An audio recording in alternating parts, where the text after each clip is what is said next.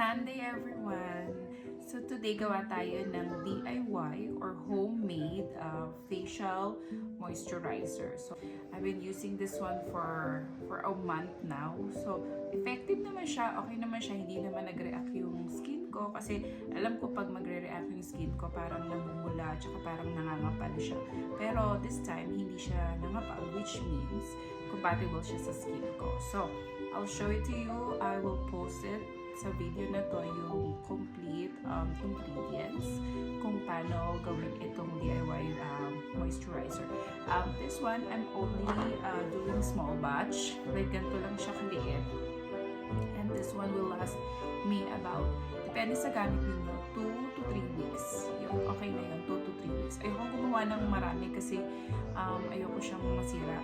But actually, when you use vitamin E, it will last long. So, according to research, about 6 months daw yung tatagal niya. But, ayoko naman ng masyadong maraming batch. So, gusto ko lang small batch and then I can make more anytime later. So, yan. So, let's start. Yung mga ingredients ko ay aloe vera. Yan, aloe vera Amazon. Kung nandito kayo sa Canada, yan, orderin nyo siya sa Amazon.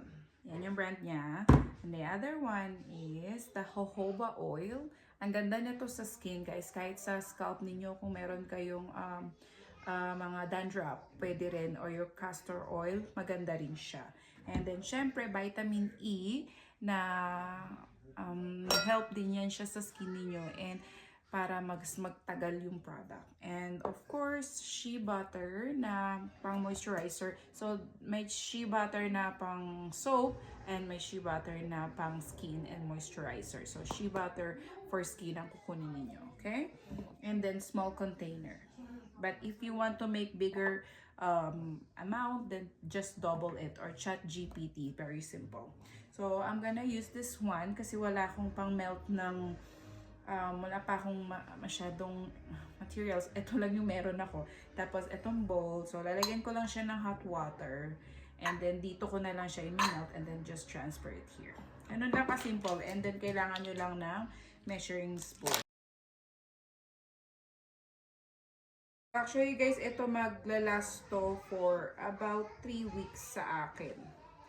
Depende sa gamit ninyo kung every, like, morning, afternoon, and then evening kayo naglalagay. Ako kasi, pag wake up lang ng morning, and then sa gabi lang, ganon. Yun lang yung lagay ko bago matulog, tsaka pagising.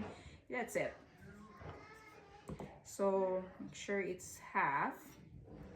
So, 1 tablespoon. So, kailangan natin ng 2 tablespoon. Actually, ngayon guys, nahihilig ako mag-DIY kahit yung soap.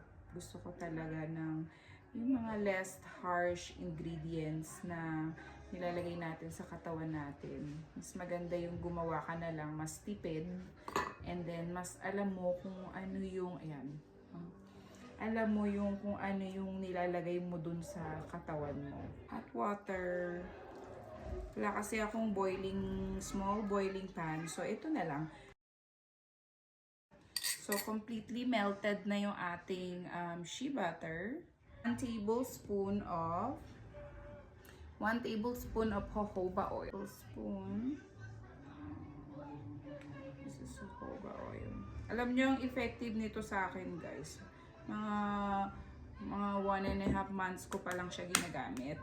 And yan, 1 tablespoon. So, mix lang natin yan siya. And super, I like the texture. Gusto ko yung feeling sa mukha ko. Parang, ano siya, refreshing siya sa mukha. Hindi siya malagkit. Tapos, pag nilagay mo siya agad, parang nawawala naman yung, basta nafe-feel mo siya. Light lang yung pakiramdam niya. Hindi siya yung overpower na parang mafe-feel mo na meron kang nilagay sa skin mo. 1 teaspoon of aloe vera gel. So, ito yung aloe vera gel ko. Yan. Aloe vera gel. So, 1 teaspoon lang yan. Ayan. 1 teaspoon. And then, just mix it. Sagarin nyo guys yung mga product ninyo ha. Kasi sayang yan. Mahal, kuripot ako. Stir nyo lang siya. Ganyan lang karami yung product natin, guys. Yan. And this will last for 3 weeks or 4 weeks, depende sa gamit. Vitamin E ko, yung AVD ang brand niya. So, highly recommended din itong ADV na to. AVD. So, half a teaspoon.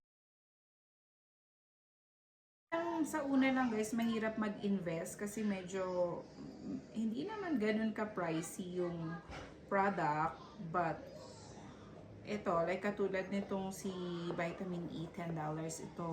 So, $10 din si jojoba oil, $14 or 17 yata si aloe vera. So, si shea butter parang may $30 din ito. But I think it's worth it. It's worth to try especially kung effective siya sa skin mo. Yan, so i-mix na natin tong vitamin E. It's worth to try, lalo na kung ikakaganda ng inyong skin. Why not, diba? Ayan, ganyan siya karami. Ang saya. Alam niyo, excited ako lagi pagka gumagawa ko nito kasi natutuwa lang ako. So this time, pwede niyo siyang lagyan ng oil, yung essential oil, ng lavender or orange or kung ano yung gusto nyong prepared na oil. But this time, ayoko siyang lagyan. Parang gusto ko lang plain lang siya.